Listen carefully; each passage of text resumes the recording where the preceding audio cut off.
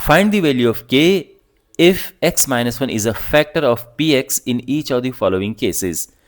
तो यहां पर ये चार पार्ट इसके हैं, चार ये पॉलिनोमियल्स हैं, और हमने ये बताना है कि k की किस वैल्यू के लिए। देखो आप देख सकते हैं हर एक में k है, तो k यहां पर क्या हो जिससे कि x माइनस वन इनका फैक्टर हो। तो ये क्वेश्चन होगा फैक्टर थ्योरम से। फैक्टर थ्योरम में क्या होता है कि जो फैक्टर है उसको हम पुट करते हैं 0 और x आ जाता है। उसके बाद ये हम यहां पुट करते हैं और ये 0 आता है। अगर ये 0 है तो फिर ये फैक्टर होगा। ओके, तो यहां पर क्योंकि ये कहा गया है कि फैक्टर है तो यानी ये 0 होगा और k आराम से हमारा आ जाएगा। तो यही प्रोसेस है जो हम फॉलो करेंगे। ओके, तो चलिए वन बाय वन इन पार्ट्स को करते हैं। तो फर्स्ट पार्ट है यहां पे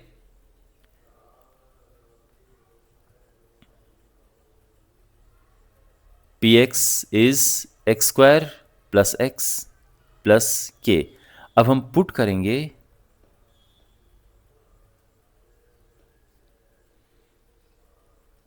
x minus one is equal to 0। तो x क्या मिला? 1। क्लियर? अब हमने क्या करना है कि यहां पर हम लिखना है कि if x minus one is a factor therefore P1 0 होगा। तो हम लिखेंगे कि if x minus one is a factor of Px,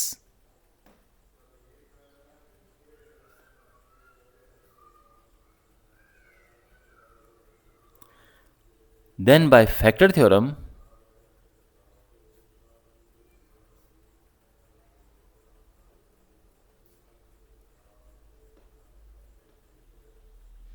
तो फैक्टर थ्योरम से फिर क्या होगा? P1 0 होगा।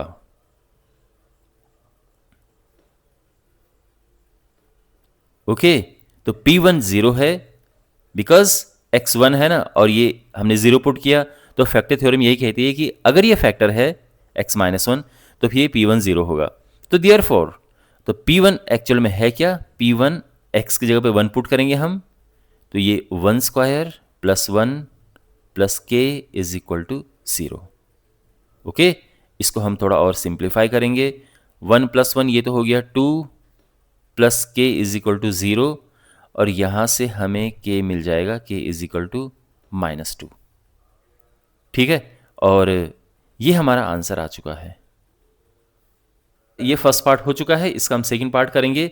देखो सेकंड पार्ट में क्या होगा, ये पॉलिनोमियल यहां पर चेंज है ऑफ कोर्स, क्योंकि पॉलिनोमियल अब क्या है यहां पे 2x स्क्वायर प्लस के एक्स प्लस √2, लेकिन बीच वाला पूरा एक जैसा है। कहां तक? यहां तक एक जैसा है, बस ये पोर्शन चेंज होगा। तो यहां से लेके यहां तक बिल्कुल सेम टू सेम होगा, बिकॉज x माइनस वन तो सभी के लिए है ना फैक्टर। तो हम क्या करेंगे, x माइनस वन को 0 पुट करेंगे, x आ जाएगा, और फिर वही लिखेंगे कि if x minus one is a factor of Px then by factor theorem P1 0।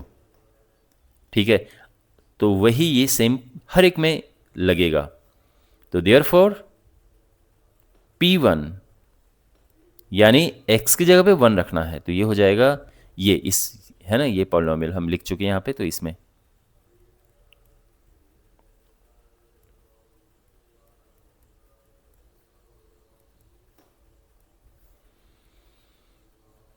ये हम इसे सिंप्लीफाई करेंगे तो ये होगा 2 प्लस के प्लस √2 इज इक्वल टू 0। तो के आ जाएगा, देखो यहां पे हम इसे राइट हैंड साइड में लेके जाएंगे, और यहां पे आप चाहो तो रूट ये माइनस कॉमन ले सकते हैं, तो के आ जाएगा 2 प्लस √2। ठीक है, और ये हमारा आंसर है। आप इसे यहाँ पे भी छोड़ सकते थे, बट ये बेटर वे है लिखने का। तो आई होप आपको समझ आ गया होगा, सिंपल। ठीक है ना? ओके, अब जो थर्ड पार्ट है उसमें क्या करेंगे, अब आप समझ गए कि हमने क्या करना है, पॉलिनोमियल चेंज करना है, लेकिन ये यहाँ से यहाँ तक बिल्कुल एक जैसा रहेगा, और फिर x1 रख देना है, आंसर आ जाएगा। तो थर्ड पार्ट हमारे पास है, और ये है पॉलिनोमियल। और हमने पता करना है कि x माइनस वन इसका फैक्टर है कि नहीं है, तो क्या करते हैं, इसे 0 पुट करना है, x आ जाएगा और फिर वही लिखेंगे कि if x minus one is a factor of px then by factor theorem p1 या p ऑफ 1 इज़ 0। ठीक है, तो देयरफॉर अब हम यहाँ पे पुट करेंगे p1 क्या है, x की जगह पे 1 रखना है, तो ये k हुआ 1 स्क्वायर माइनस, ओके, और ये 0 होगा। तो यहाँ पर इसको सॉल्व करेंगे, k है, ये है -√2 प्लस 1 इज 0, और यहाँ पे k आ जाएगा, देखो ये उधर जाएगा तो ये प्लस हो जाएगा, ये माइनस में आ जाएगा, और ये हमारा आंसर है। करेक्ट, इस तरह से इसे सॉल्व करेंगे। आई होप आपको ये भी समझ आ गया होगा। हमारे पास एक फोर्थ पार्ट है, मैंने फिर से ये पूरा क्लीन कर दिया है, और यहाँ पर मैं चाहूँगा कि आप इस क्वेश्चन को या वीडियो पॉज करें और पहले स्वयं ट्राई करें इसे। ओके, तो हम करते क्या हैं, तो सबसे पहले वही स्टेप है कि हमने पुट करना है x माइनस वन 0, क्यों, क्योंकि x माइनस वन ही इसका फैक्टर है, तो उसे पुट करना है, और इससे हमें मिल जाएगा x is equal to 1, x1 मिला। अब इसके बाद हम क्या करते हैं कि हम लिखेंगे कि if x minus one is a factor of px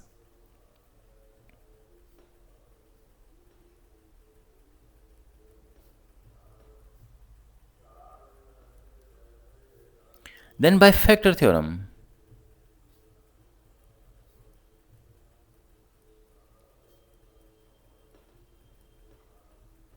तो फैक्टर थ्योरम से क्या होगा, P1 0 होगा। ओके, तो इसका ये मतलब हुआ कि हमने यहाँ पे x की जगह पे 1 रखना है और बाद में इसको 0 पुट कर देना है।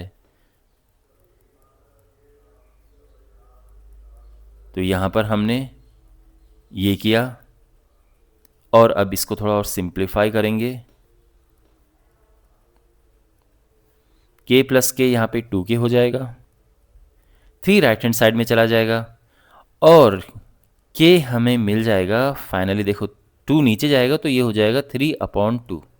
ओके, और ये हमारा आंसर है।